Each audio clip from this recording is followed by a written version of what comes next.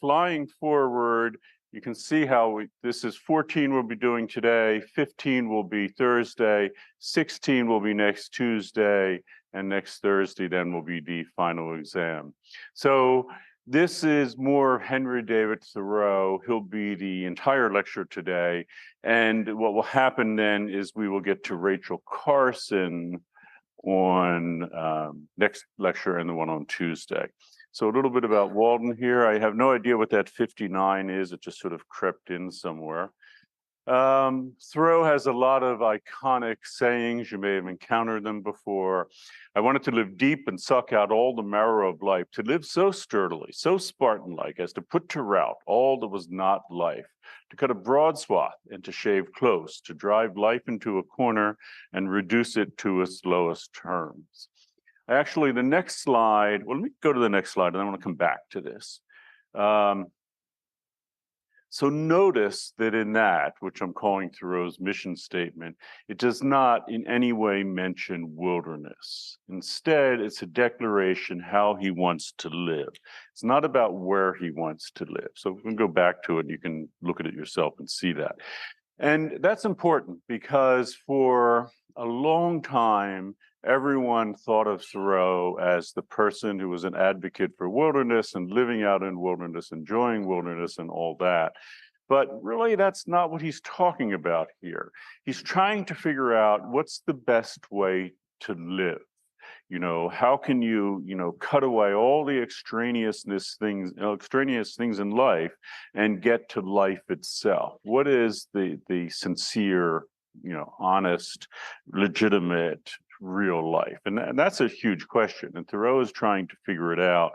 And the reason for that is he wants to live an authentic life, and he feels that we in the West are not doing that. And he's going to try to explore how to do it. So here's the first of our polls. And I asked this question because a lot of people have come to me and said they've already read all or part of Thoreau, often before they got to UCSB, in that it's still anthologized a lot in high school classes. So I'm just curious if you've read, and by that I mean, I said, have you already read Walden? Let me just add, all or part of it. Have you read any part of Walden? Have you read the entire book? Have you read the entire book on your own? Have you read part of it? I'm just curious where you stand on this. And let's see. Most people have never read it. That's really interesting. See, you've read part of it for another class. Minority have read all or part of it on their own, which is interesting. So yeah, as years go on, people become less anthologized. And we're going to see why there are problems with Thoreau, but I hope you'll see, especially if you forget about that wilderness thing for the moment, that there's a lot to Thoreau that's still relevant today. But first, what is Walden, right? It's part nonfiction, it's part autobiography, it's part novel. So novels, as you may know, a lot of novels are partly autobiographical. They may not be clear that they are if you don't know about the author, but then you realize there's a lot of real life things thrown in there. And this is kind of autobiographical. Thoreau lived at Walden Pond for 2 years. So in that sense, autobiographical. But on the other hand, if you read Walden, you know that it encompasses just 1 year. So he took those 2 years and he compressed them into one for the purpose of the book. And then he modified a lot of things in there. So in that sense, it's more like a novel because it's not accurate. I mean, we wouldn't want to read an autobiography where someone changed, some important facts of their life, but Thoreau does just that here. And at the end, Thoreau thinks of himself as a naturalist, and these are really more like naturalist writing. He's trying to talk about Walden Pond and how amazing it is and all. So you'll see how that, why that matters as we look at it. Thoreau Walden was not well received at the time at all. He put it through a lot of rewrites. He thought this was going to be a very important text, which had proven to be over time. And some people did read it in the 19th century, but it had important impact on individuals like John Muir. But on the other hand, it wasn't like a bestseller. But what happened was 100 years after its publication, so it's published in 1854, a little more than 100 years after, there's the 60s generation, the hippie generation, counterculture. And part of that was the so-called Back to the Land movement, which was a big part of 60s culture. And people were literally moving back to the land to live in communes, to live by themselves. And they looked to Henry David Thoreau. And suddenly, after being kind of dormant for 100 years, he explodes onto the scene. And you can see, if you've read other things in this genre, the impact of Thoreau, or Thoreau's actually mentioned. If you've read, for example, Into the Wild, and you may have read that one in high school. I think maybe in a way that's the Planet Walden. And there's a film, Sean Penn film, based on that. You know that it's sort of, attempting a back to the land life the way Thoreau was describing it. Although, as we mentioned last time, Thoreau talks about being in wilderness, but he's really not in wilderness. He's just kind of in a park outside of his hometown. But the problem, as you know, I won't spoil it if you've read Into the Wild, the protagonist actually goes to a very wild place in Alaska, and won't spoil it, but it doesn't have a particularly happy ending. So Walden is going to bring together a lot of themes that we've talked about this term, and in a way, it's a perfect book for that reason, because Walden inaugurates the modern environmental movement, at least the first stage of it. Modern in the big sense, not in like 20th century sense. We're going to get to the book that inaugurates that next time, which is Rachel Carson's Silent Spring. But it's drawing from a lot of things that we've already read. So Thoreau has read everything that you've read in this class and a lot more, with the possible exception of Cookham, which wasn't really read at the time. That's Amelia Lanier. And he knows the Western tradition very well. I mentioned he's a Harvard undergrad. He can read Greek, he can read Latin. He's read all the classics that we've read.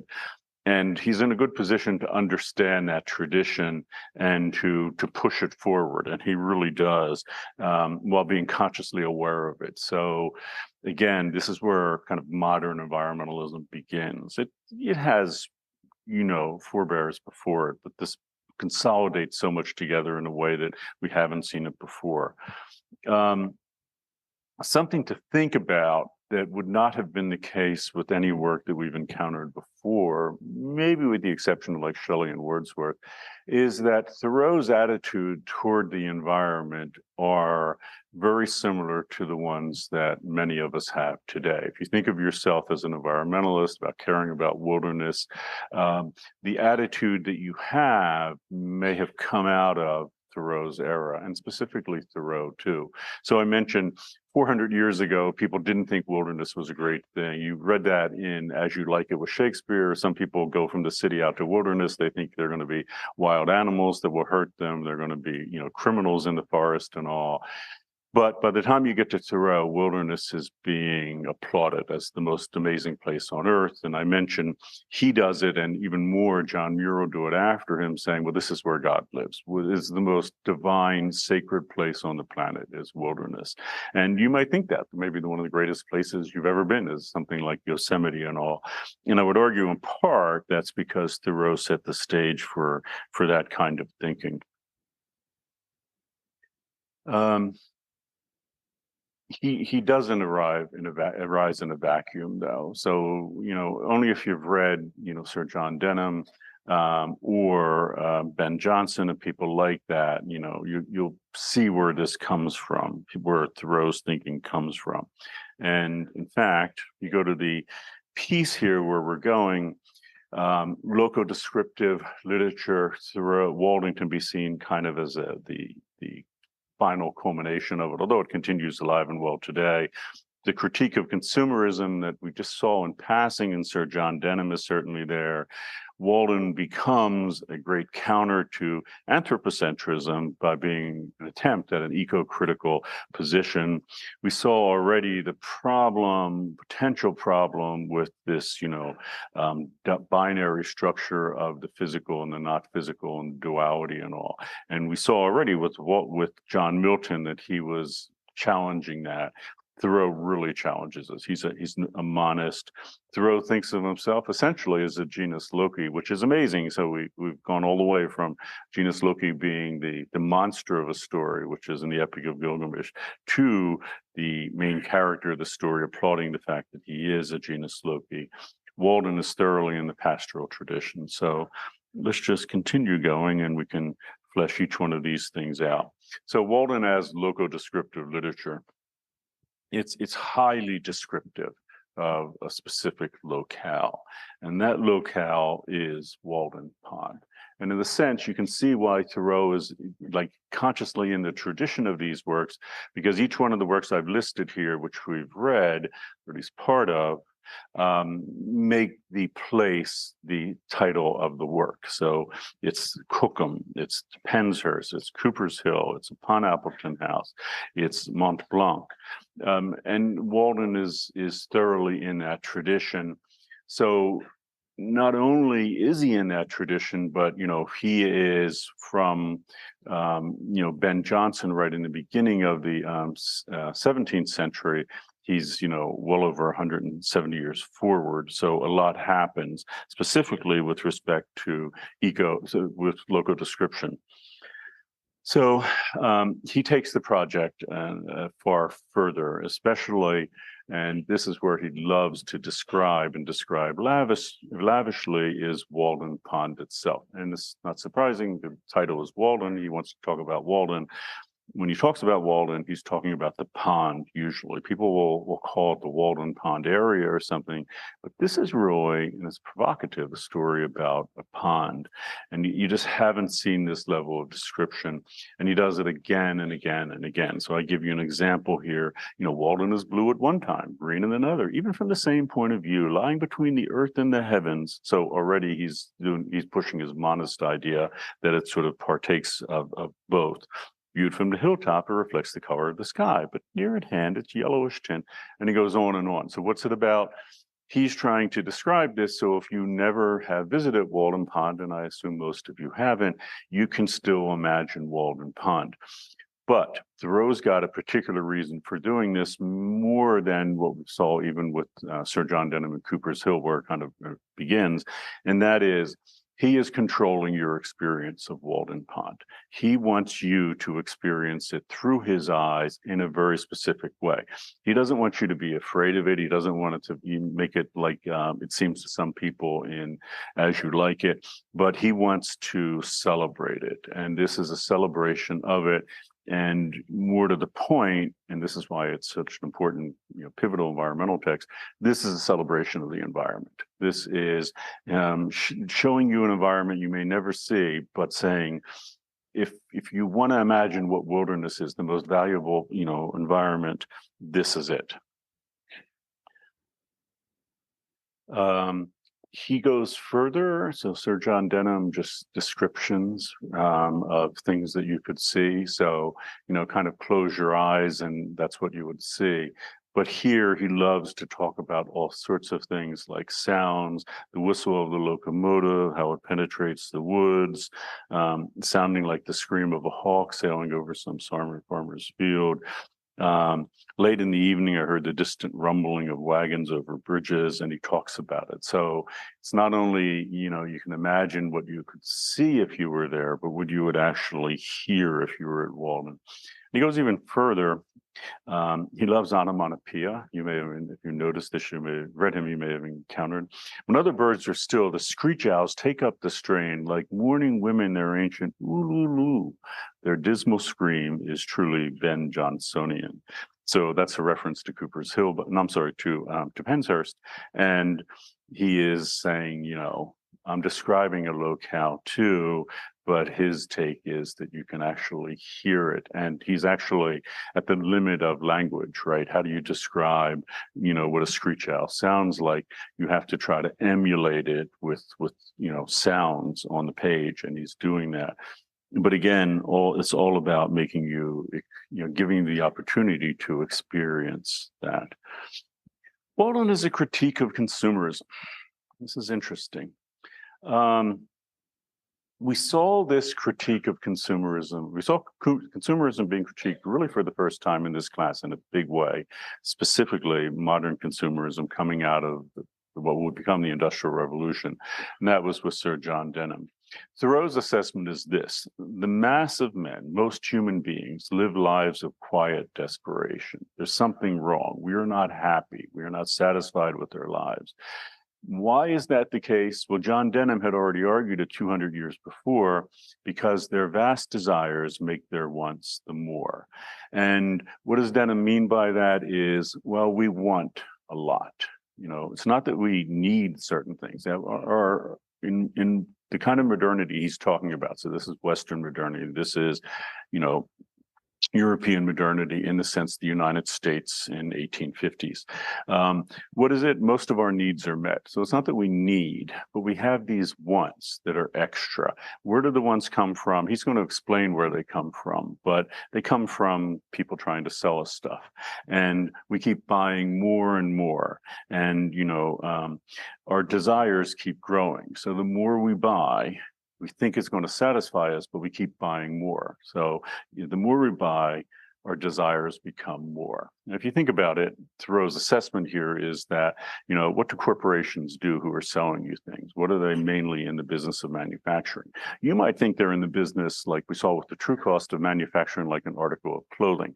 Yeah, that's part of it. But in Thoreau's assessment, that's even kind of secondary. The main thing they are manufacturing is desire. They are manufacturing the desire in you to want it.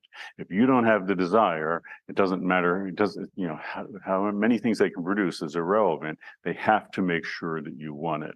And Thoreau, and even Sir John Denham, realized that this was happening already. So just as the Industrial Revolution is taking off, and Sir John Denham's time, he already realizes that these companies have to be in the business of manufacturing desire, not just products. So this is Sir John Denham. We didn't really focus on this when we read it, but I'm doing it now. You did read this, but we didn't look at this in particular. So I see the city in a thicker cloud of business than of smoke. So already you know that London has this huge problem with air pollution because of a particular meteorological condition and all the coal they're burning. So the city is covered with smoke. But Denham says, I see it in a thicker cloud, even worse than that, of business, where men like ants toil to prevent imaginary wants, yet all in vain. So what's the idea here? You may have heard this, that, people are in like ants toiling, like you look at the 405 going through LA, everyone is like ants trying to get to work. And Denham says that, yeah, it's this thing, this business is huge, and people work very hard to prevent imaginary wants. So what are the imaginary wants? Well, that's what's created by advertisers. Advertisers, right now are pushing really hard to be, or at least recently the last month, to buy the new iPhone, right? To buy the new iPhone 15 or one of its variants. They're creating that want. That's not a real want. It's not like when you're hungry and you need to eat, or you're cold and you need to put on clothes or find a warm place. This is something that's created. People have created this. Marketers have created it. And that's why people work. They toil to prevent that. Not everyone on the planet does. Most people don't, in fact. But people in wealthy countries, this is the idea, how to get people to work very hard to try to satisfy those wants. And Denham's assessment, and this is in the 1640s, it's all in vain. So you'll get that iPhone, you'll think you'll be happy, but you won't be happy. Maybe I grant you for a while you'll be happy, but eventually that's going to fade, and you keep buying more and more things, and you're toiling to prevent these wants. But at the end of the day, it's just not going to fail. Thoreau reads Denham and others and takes it seriously and then says, okay, that's the condition of technological consumerist modernity. Fair enough. But what's the solution? How do you live in a way that counteracts that? How do you find an authentic life when this is the life that you're presented with? Walden says, Thoreau says, that to counteract this rampant consumerism that is now impacting our lives, and it's what makes Walden again seem kind of modern is that you might read this in 2023 and say, well, that's the condition of modernity today, that consumerism occupies our lives, that you pick up your iPhone or whatever device and people are trying to sell you things constantly, every, many times a minute in some cases while you're online, people are doing it. What's the answer? How do you step out of that problem? He's not only critical of excessive consumption, which he absolutely is, and you'll see his solution is to reduce it dramatically, but he does it on environmental grounds. He's saying, this is bad for the planet. But he has a plan to do something about it. And that's what Walden is. Walden is the plan for how to respond to this sort of rampant modernity in the form of consumerism. So you can see, if you just read this as a celebration of wilderness, you're not going to get that part of it, which I think is significant. And if you've already read the intro that I wrote to Walden, I focus on that there. But he's doing it not just for himself, right? Not just an experiment that he lived. He's encouraging us all to do it. He wants us to drop out of this system. And he's explaining how he did it in the sense that it might encourage you to do the same. So it sounds very modern, much more modern than Denham. So Thoreau attacks the fashion industry, which we saw, looked at carefully in The True Cost. And even in the 1840s, when he's writing this, the fashion industry is in Paris. I guess today it's in like Paris and Milan. But he said, the head monkey at Paris puts on a traveler's cap and all the monkeys in America do the same. So the idea here is marketers are establishing fashion. It's happening in places like Paris, and everyone else is mimicking what's being done here. So a new hat comes on the scene, traveler's cap, which was actually a style of cap at the time that people were wearing. Thoreau says, why are all these people suddenly wearing these caps? What's up with that? Well, it began because Paris fashion industry said that's the new fashion this year, and then everybody follows, including thousands of miles away in America. Thoreau then, when he focuses on clothing, has a really scorching indictment of it. That clothing factories have less to do with seeing that, this is him, mankind may be well and honestly clad. In other words, this industry doesn't care if we have clothes on to protect us from the elements and all. They don't care about us at all. They want to make sure that the corporations are enriched. What's their priority? Is a priority making sure everybody has nice clothes that make them feel good, that last long, that protect them from the weather? They don't care about that, according to Thoreau. What they want to do is enrich themselves. They are finding ways of selling you clothes to make sure that they become richer. And this comes out of technological modernity because what happened was people for thousands of years were able to produce enough clothing to keep them warm and all. But people, average person, even in Europe, may not have had more than 2 or 3 outfits, but that's all they needed, if you think about it. But what Thoreau argues is, well, now that the Industrial Revolution has taken off, and the Industrial Revolution, both in Europe, principally in England, and then the United States, was centered on the textile industries. And what that meant is now we had a technological way of producing so much fabric and fashioning it into clothing. And Thoreau says, but here's the problem. Now it's possible to produce 10 articles of clothing for every person, 20, 30, or like today, I mentioned the average American buys 64 items of clothing a year. But how do you convince people to buy this? You can't wear 64 items of clothing. You may even forget pieces that you've had over time. And Thoreau says, well, the corporations do that. That's their big challenge. Again, it's not to create the fabric and the clothing. Industrial Revolution solved that problem. It's how to create desire. And that's the issue. And Thoreau is aware that even in the 1640s, these industries were getting very good at creating desire. And they didn't care anything about people. They just cared that the corporations might be enriched. So then talking about clothing, Thoreau says, beware of all enterprises that require new clothes. So you have these industries that create clothes, and especially with wealthier people in business, it becomes an issue because you have to have new clothes, right? And the perfect example of that is like the modern business suit, which really comes out of the 17th century into the 18th, but certainly is alive and well in a modern sense in Thoreau's period. And right, if you just get like one snag in it, one little, discoloration on it, you spill something on it like coffee, you have to throw the whole thing away because it has to look perfect. It has to look new.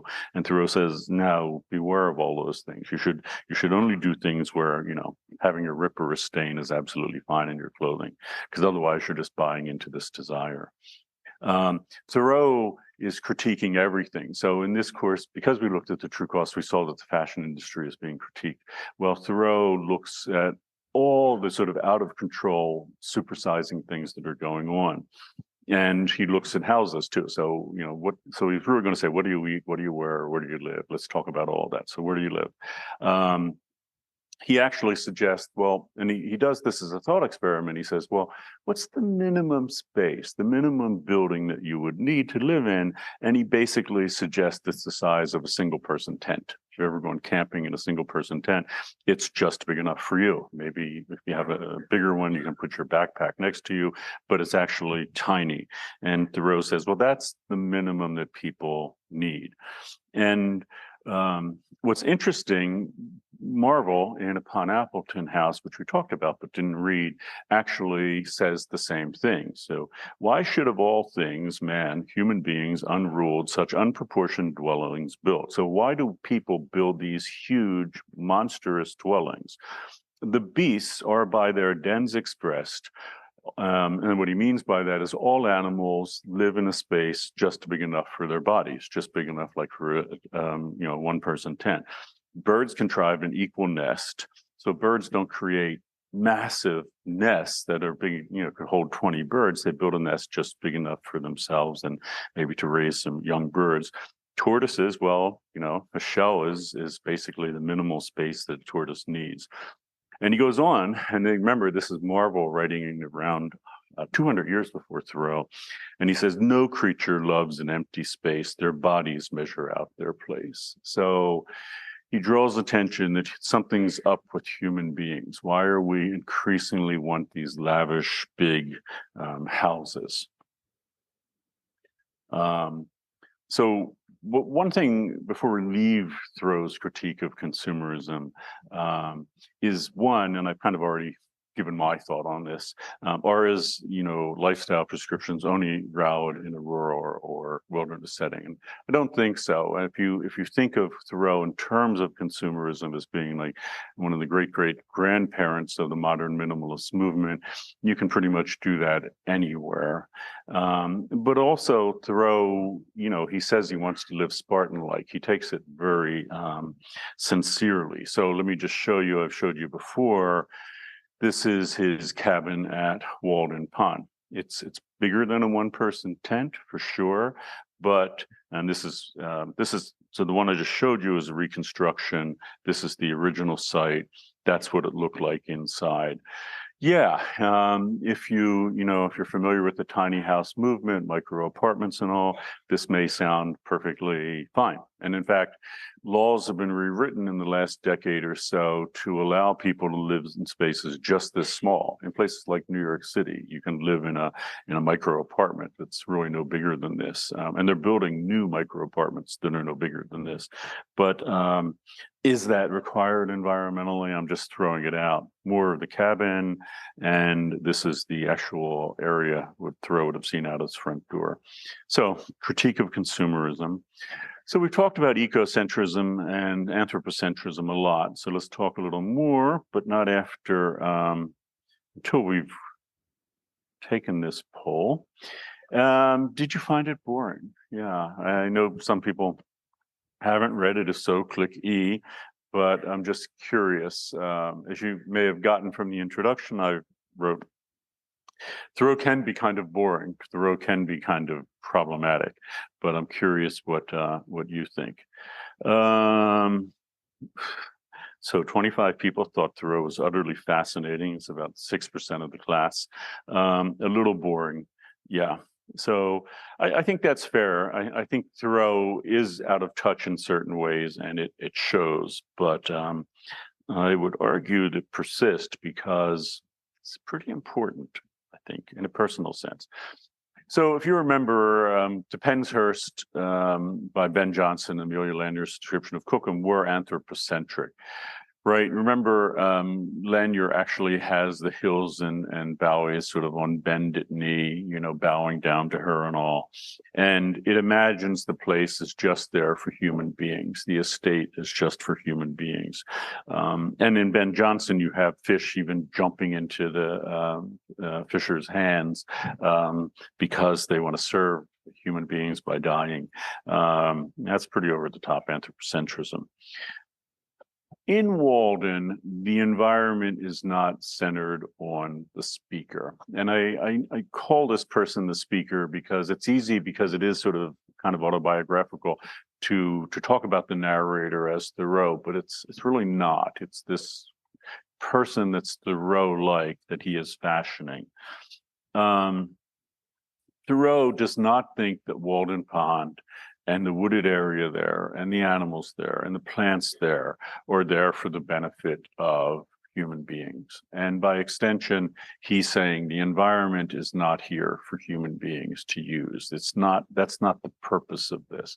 And that may sound like a very sensible thought, in part because people like Thoreau said it, but at the time, people thought just that, if you go back to Genesis, depending on how you interpret that text, you might say, well, this was given to us. We have dominion over it. Of course it's there for us. Of course the animals are there to be used and eaten by us. Of course it's up to us. We want to cut down the trees and all. Instead, Thoreau argues that it's really ecocentric or biocentric. You can use either word, and it's centered on either the ecology there or the biology there, depending on how you want to put it. But all life there is there for itself, not for human beings. And I will flesh that out more as we talk about it. So in practical terms, the speaker is a living being there, but just one among many beings and not a privileged being. So there are deer that live there. According to Thoreau's speaker, they have as much right to be there as Thoreau does. We saw that, if you remember, in As You Like It, Shakespeare's play, where we had Jacques, that early animals' right advocate, saying, well, why are we here? We are not the true, owners or residents of this place. It's actually the wild animals here, and horror among horrors, we're killing them and eating them. That's wrong. They are the heirs of this place. They are the ones who live there. And according to Thoreau, we need to rethink this whole attitude about human beings, in control and having rights to everything. We shouldn't think that way about this planet. We're just one being among many, many trillions of beings. The text of Walden itself is far more ecocentric than anything else. And you can see that because, are there descriptions of Thoreau, of the life of the speaker there? Sure, but just read it. So many of the descriptions, like the one I read of Walden Pond, are not of the human presence there, but about everything else. The pond, the animals, the trees,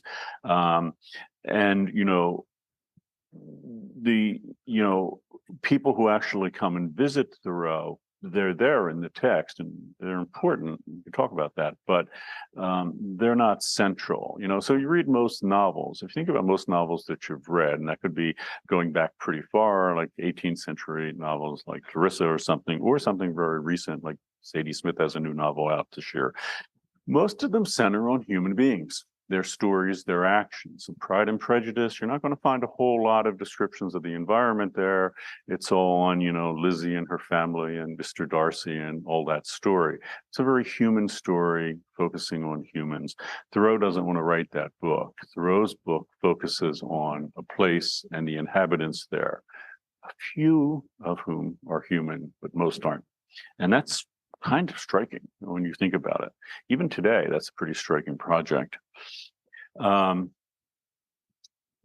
character Walden is so big for Thoreau. So I'm talking about Walden Pond here, that he actually imagines it like a character in the work and actually interacts with it like a character, like a human being. So the quote I give here, I can see by its face that it is visited by the same reflection of God, and I can almost say, Walden, is it you?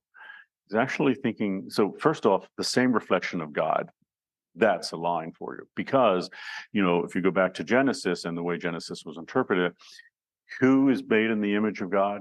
Human beings. Why do we look the way we do? Well, according to Genesis, we were fashioned by God to look like God. You want to know what God looks like? Look in the mirror. Thoreau says, I see that this pond is visited by the same reflection of God. I look in this pond, I see a reflection, not my face, but I see God's face. God is in this pond. God is in this pond. The image of God is in this pond as much as the image of God is in me.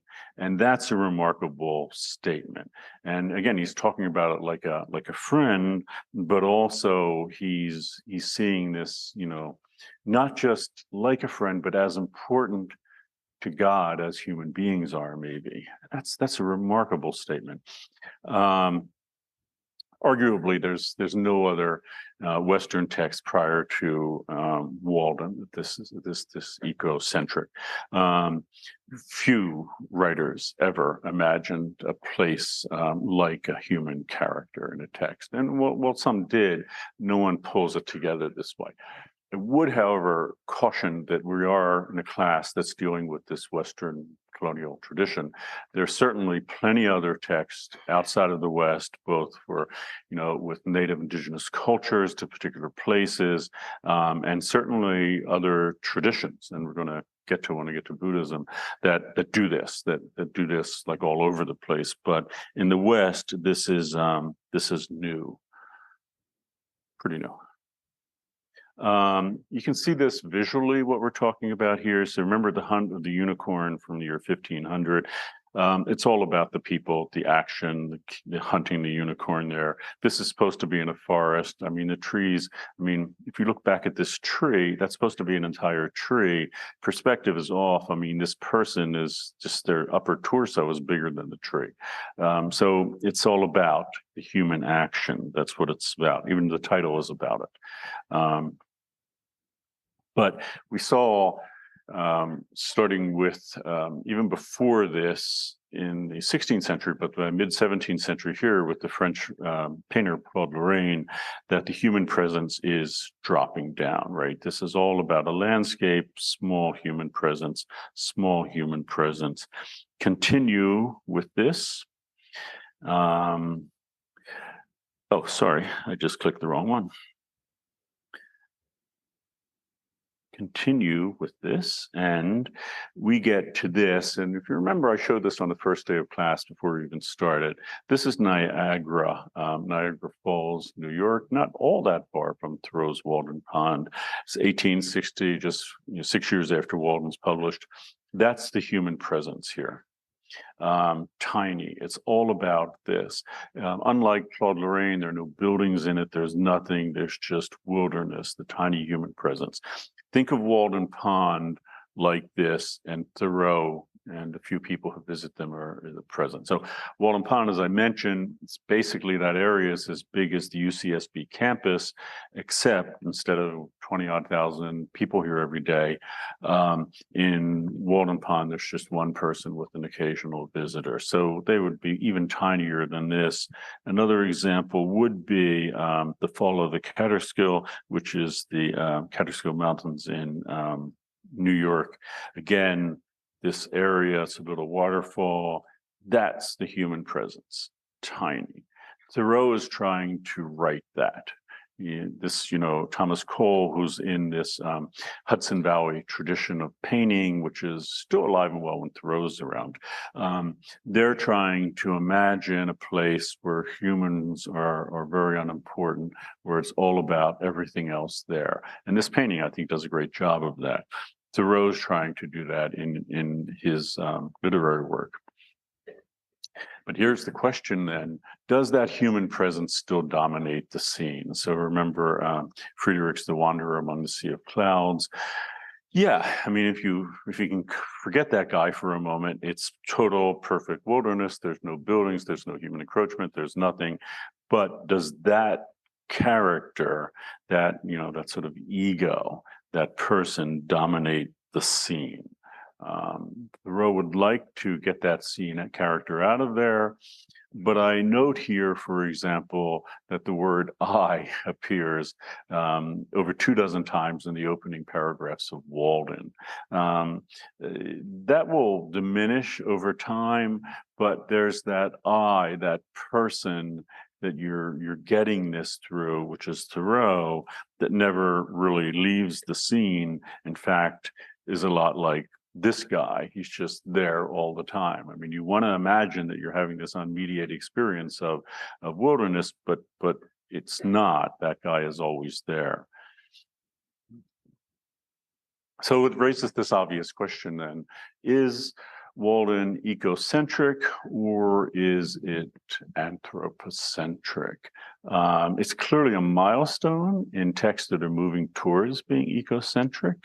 But on the other hand, it's also Thoreau's story, so much so that you might conclude it's an autobiography. It does resemble personal journals. And in fact, we know that when Thoreau wrote Walden, he had actually kept journals while he was there at Walden. And in some cases, because they didn't have like copy machines back then, he literally cut pages out of the journal because he liked it so much and put it in the manuscript of the book. So it is highly personal. It is autobiographical. It is anthropocentric in that sense. So, does he achieve it? And can anyone achieve something like that, being ecocentric, being completely ecocentric? So let's talk about that in a little more detail before we move on to other aspects of Walden's. And that's the question. And I think Thoreau, the text, if you read it in terms of anthropocentrism, and we've been encouraged to think about that, right? Lynn White Jr. encourages us to think about that ever since Genesis comes on the scene, which he argues is, the most anthropocentric religion the world has ever seen. That's a quote from him. Is it ever possible to get away from that? Thoreau, writing in the Western tradition, clearly is trying to get away from it. And it's clear that pure ecocentrism is not quite possible. And that's something to think about. So in other words, could you write a story where it had no human beings in it proper? Well, people have done that, right? Things like Animal Farm or something, but it's clearly shot through with human interests and all. Could you try just to write about what a forest is like without seeing it through human eyes, expressing it in human terms, using, onomatopoeia to describe the sounds or something? Well, you really couldn't. So it does raise this kind of question about how we can understand wilderness and the world without bringing our own baggage into it, without being that person standing there in front of the scene. And I would also suggest here that ecocentrism, if you carry it too far, and this is something we see today, can be, in fact, dangerous. So 1990s, a co-founder of the environmental organization Earth First, which is still around, Dave Foreman, called human beings a cancer on nature. And he actually argued that human beings should consider the self-immunization of our species. In other words, for the good of this planet, according to Dave Foreman, human beings need to go away. They're a cancer on the planet, they're a problem. And you can see, coming from the perspective of the 1990s, certainly, we had pretty much screwed up the planet by then in a big way, although, hey, we've done a lot more in the last 30 years.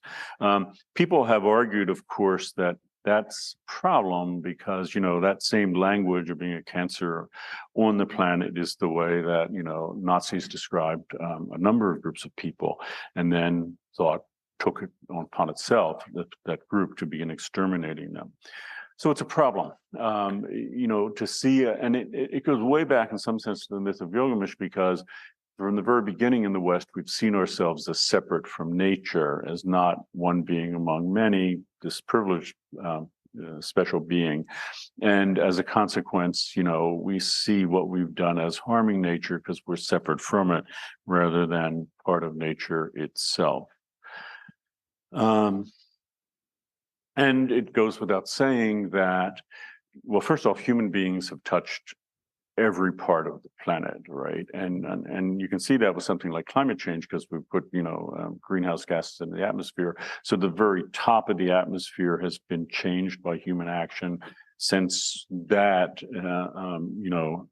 those greenhouse gases have been transmitted to the oceans.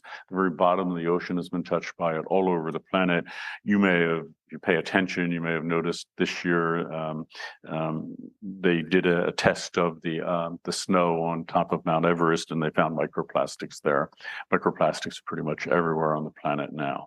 So ecocentrism, in the sense of being without human connection, is just not possible. Human beings are everywhere on this planet. We are completely in control of this planet.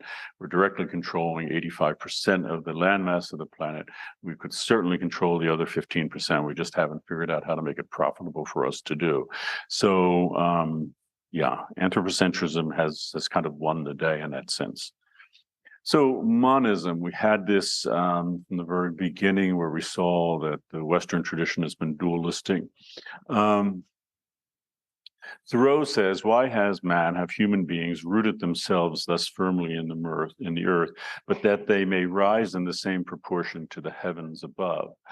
So Thoreau says, and Milton, you can read the rest of it here, Milton has already said this in Paradise Lost, and we talked about it. So from the root springs lighter the green stalk, from thence the leaves more airy the last consummate flower. Thoreau, like Milton, is a monist. He does not imagine that we have a body and a soul. He thinks that they are connected. You can talk about our physical aspect, you can talk about our spiritual aspect, but they are connected. You cannot separate the two. And that's big in the West, right? Because we saw this dualism in some sense, even in the Epic of Gilgamesh. By the time we get to Plato, Plato's all about that, everything is about the metaphysical realm. This realm is separate and apart. It's a thoroughgoing dualist. And at least the way the Judeo-Christian tradition unfolds over the next more than 2,000 years, that same belief is alive and well there. But maybe it's best to see this visually, which is the way I have it in the next slide. This is something goes way back to like Gilgamesh's era. This is called the axis mundi. This is a way of imagining not only human beings, but the whole of creation. In a monistic way, this is what, because if you go back to those previous descriptions on the previous slide, both Thoreau and Milton are saying, imagine a human being like a tree, like a plant. What do they mean? Well, this is the whole human being. This is the physical earthly part. It's actually in the earth here. It's who we are in the earthly sense. This is the spiritual sense, reaching like these flowers and the leaves or whatever they are, reaching up to God. This is the way that they imagine it. Can you talk about the physical aspect of your being, your body? Sure, talk about this. Can you talk about the spiritual aspect, reaching up to God? Sure, talk about this. But they are one matter all. They are connected. And if you think, and this is where a monist would have a blistering critique of dualism. If you think that you can just think that you are a spiritual part, this part, you're in for a big surprise because, okay, go ahead and sever the bond, cut it right here, cut down the tree. What's going to happen? that tree's going to die. You can't sever it. So the notion that, like a dualistic notion that the body is like a vessel and you pop out of the body and be with God in heaven, Thoreau says, no, it just doesn't work that way. Sure, we are spiritual beings, but we're also earthly beings, and the two feed each other and are supported by each other. And this existed, before the time of Gilgamesh, but we kind of went in a very dualistic way in Western civilization for the most part. So if you think about it, if you are no longer talking about the spiritual aspect of human beings, right? Talking about being with God and reason and all these things that you think are spiritual, then you're probably going to start thinking about all the things you do, like eating, like the clothes you wear, the house you live in. These were things that were often unimportant in the dualistic tradition because this isn't your real home. This isn't, what you're going to wear when you go to heaven. You go to heaven, you're not going to eat. Why are you worrying about this? This is the part of your being that's related to animals. Animals think about, eating and procreation and things. You shouldn't think about it. Thoreau says, well, this is all part of who I am. Let's talk about eating and things like that. And he does go from eating to worship. And for him, worship is being out in wilderness and being close to God that way. But you'd expect that, right? I mean, not only not to deny the body, but let's talk about the body, what the body does, and the body eats. And so Thoreau, thinking it all through, he is a big advocate of vegetarianism. So this is Thoreau. Like many of my contemporaries, I had rarely for many years used animal food. So it's a revealing line. So by the 1850s, like many people in America, he's no longer eating animal food. He's leading a completely plant-based diet. Not so much because of any of the ill effects which I trace to them. That's an interesting comment too, because he's saying, not because I think it's unhealthy to eat meat, and in fact, we know today it is unhealthy to eat meat. If you eat beef, in case you haven't gotten the memo, you're going to decrease your lifespan by a year or two and have a series of illnesses like cardiovascular disease. But Thoreau says, that's not why I didn't do it. That's because they were not agreeable to my imagination. In other words, I didn't like the idea of eating animals. The repugnance to animal food is not the effect of experience, but is an instinct. And that's a killer line, because I think most people would say humans are omnivores and we have an instinct to eat meat. Thoreau says, no, I don't believe that. I find the idea of eating meat repugnant. It makes me sick. It's not agreeable to my imagination. I don't think that way. And it's not that I learned this over time. It's not like, I was around a bunch of vegetarians and I got this idea. He says that's human nature. Human nature is to be a vegetarian. And I don't have the quote here, but he also says in Walden that he has absolutely, that he is, I don't think he says absolutely, he says he's firmly of the conviction that the human race is going to evolve. And one of the things that will happen is we will all stop eating meat because we will become more evolved and we just won't do that. But again, it's remarkable to think about. We have so many philosophers talking about the body and the soul and the body and the soul, and none of them are actually focusing on what the body's doing and how the body is being sustained by eating and all. Thoreau wants to make that sort of front and center. He's also a proponent of eating locally. So I think I mentioned this in passing before. The average fruit or vegetable travels 1,500 miles before reaching our tables. That's the way that modern food systems, agribusiness works. In fact, ironically, a state like Idaho produces a ton of potatoes, and yet if you eat something made from potatoes in Idaho, they probably weren't grown in Idaho because no one's eating locally. It's not like people are growing potatoes in their backyard or having local farmers do it.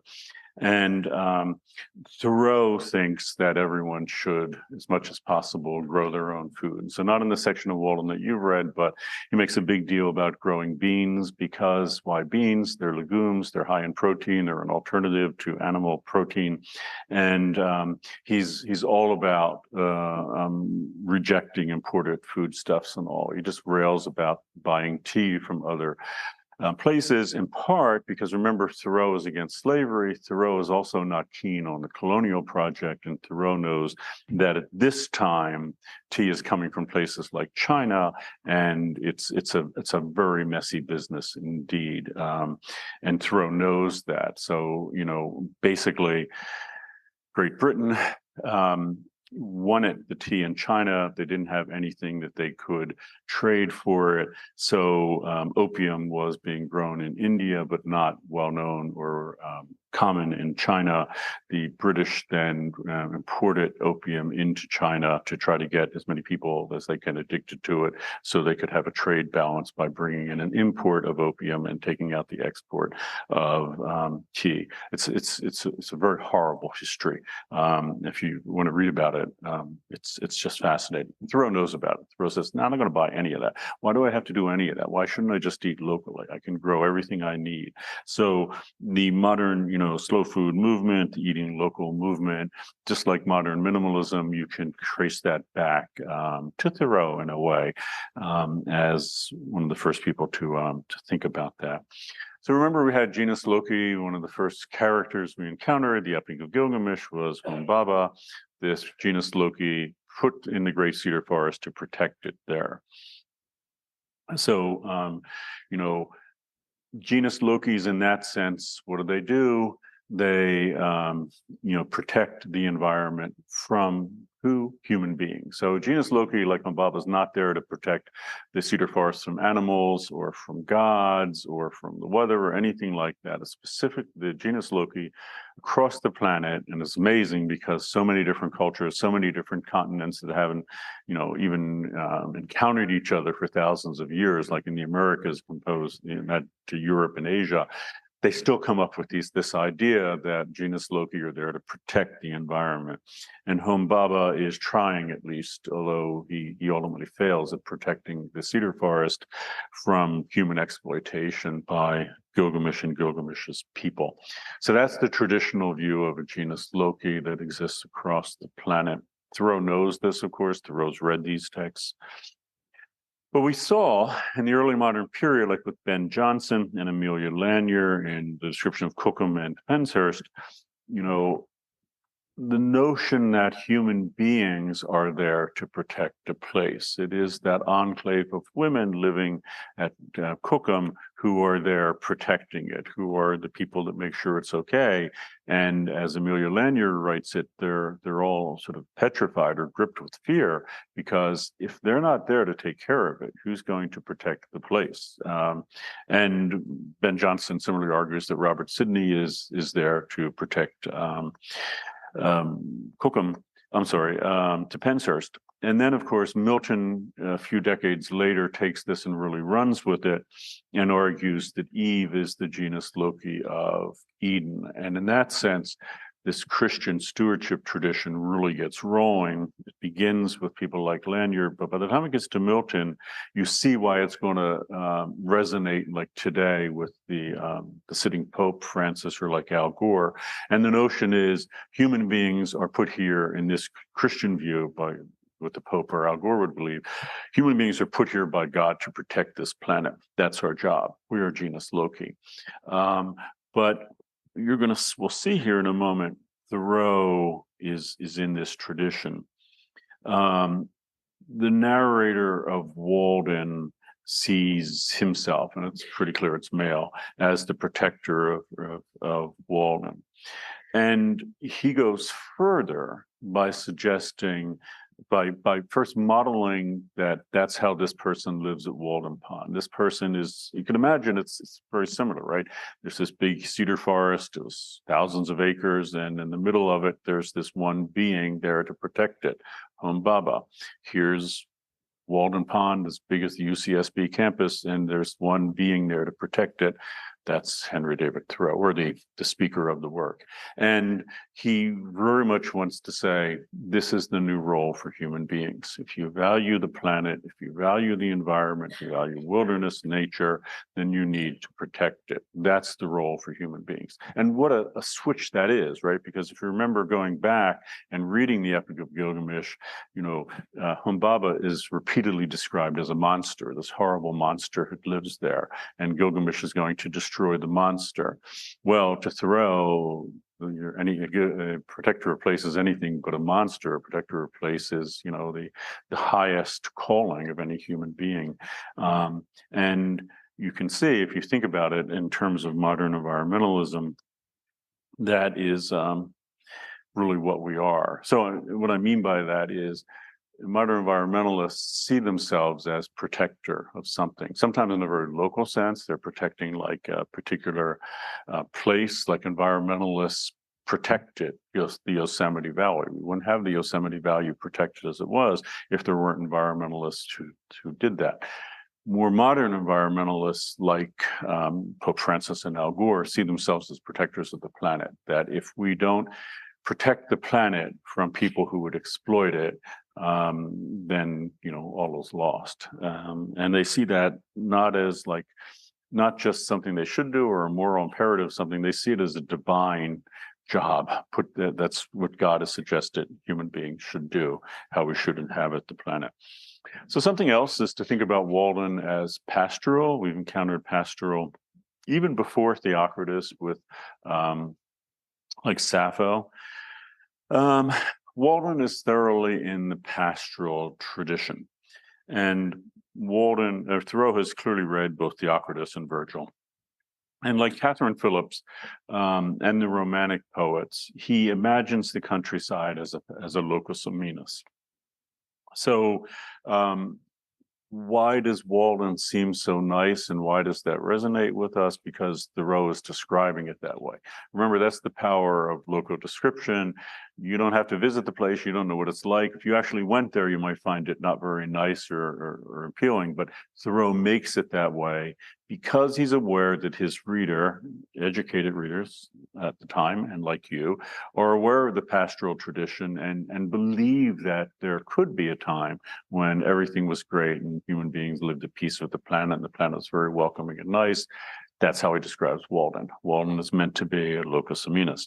Thoreau goes one step further, and we saw this already with William Wordsworth. He actually moves out to the countryside. So Wordsworth describes the Lake District, and including the little town he lives in, Grashmere, in great detail. But then ultimately he moves out there to live there. Thoreau does the same. And that actually is a problem we'll get to in a moment. Thoreau is acutely aware of both urban problems. He lives 20 miles from Boston. He's been there a lot. Cambridge, where he went to school at Harvard, is right at Boston. So he's aware of all the problems of modern urbanization. And he's also aware of the problems of modern technology in the sense of the Industrial Revolution. I mentioned before maybe, but Walden Pond is just 17 miles south of Lowell, Massachusetts. Lowell, Massachusetts was the largest industrial area in the United States, actually in the Americas at that time. And Thoreau barely mentions that. Just in passing does he talk about that. Why? Because he's turning away from all those problems. What is he focusing on in a square way is the problems, not the problems, but rather an imagined world free of the problems. And that's the typical pastoral move, right? So that we focus just on the imagined perfect life and we turn away from the problems. And I mentioned pastoral often has a flurry of growth during problem times. Like there's a huge amount of pastoral being generated during COVID. Things were bad. Suddenly you had like cottagecore and all coming on the scene in a huge way. In Thoreau's time, people like the Hudson River painters who did that painting of the Catskill waterfall are doing the same thing. And, the problem with this is how this is beginning something that will grow and cause many of the problems we have in the United States today. And what I mean by that is not just Thoreau, not just Wordsworth went to these places outside of cities. And remember, he's just 20 miles outside of Boston. But millions of people did, because they saw the problems with urbanization in the 20th century, even the 19th century. They saw it in the 20th century.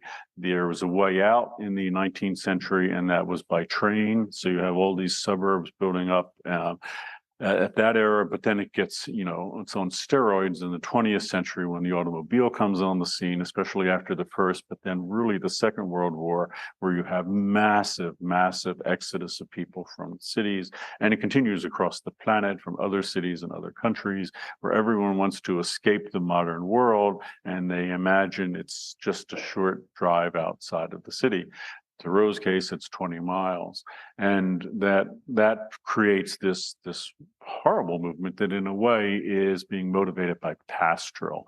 Pastoral is the belief that you can get away from these problems if you get closer to nature. And if you look the way housing developments are described in the 19th and 20th centuries, it is, you'll get closer to nature and be away from the city and all the problems of modernity. It doesn't work because the problems followed them to those places. So what's the danger in Thoreau? If you think of him not in terms of being like a proponent of minimalism, but a proponent of moving to wilderness, well, you don't address the problem. So there are lots of problems in Boston. There are lots of problems in Lowell, Massachusetts, that industrial city. Thoreau doesn't address any of them. And they're huge. There are justice issues. Lowell, Massachusetts, textile manufacturer, principally the people working there are young women. There are huge justice issues there. The principal fabric that they're working with is cotton, which is made possible by the very system of enslaving human beings that Thoreau is supposed to be talking against. It doesn't address any of those issues. And second, if you run away from the problems, if you go somewhere free of the problem of industrialization that Lowell had, the problems of urbanization that Boston had, you just take the problems there. And not many people moved to Walden Pond because of this, but this thinking led people to, by the millions, move away from cities and industrialization. And, it turned out that suburbs weren't the ultimate locus coeruleus, that the problems just followed human beings there as well. So what can we conclude about Walden? Well, first, do you think Thoreau is still relevant today, based on what I've just been saying, based on what you've read, or if you've read Walden before, or read other Waldens, other Thoreau? So I'll throw this out. If you've read on civil disobedience, his argument for passive resistance. I'm just curious what you think. By the way, if you want to change your answer at any time, like if you just remembered civil disobedience, you can do that with the iClicker. So somewhat relevant or a little relevant. So Thoreau's relevant, but yeah. Okay, we're not done, even though we just took an iClicker poll. We have all this to cover, which I promise we'll do just in a few minutes if you stay there. So, what are the problems or questions that remain from Thoreau? Is it only valid in a rural setting? So seriously, people, you need to calm down. We just have literally like 4 or 5 minutes. Could you do this thing in a suburb? Could you do it in a city? And what would the environmental implications of this sort of minimalist move be?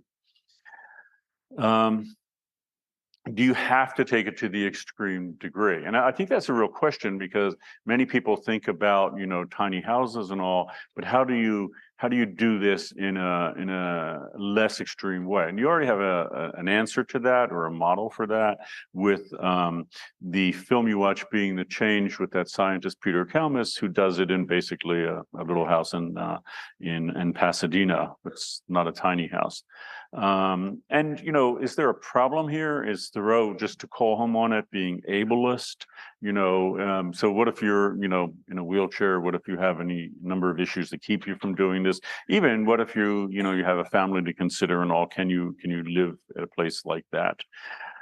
And here's something to think about. So Thoreau and Wordsworth are kind of like SUV advertisements. I'm always surprised when I see SUVs being advertised because they keep doing the same exact thing. You see an SUV barreling across wilderness. It's kind of like one of those paintings we saw where there's nothing there. You saw a tiny little human presence, but no, it's kind of like that one with the guy in front of the sea of clouds. You see a massive human presence, which is the SUV in the middle of nowhere, and it promises to be literally the vehicle to take you out to a place like that.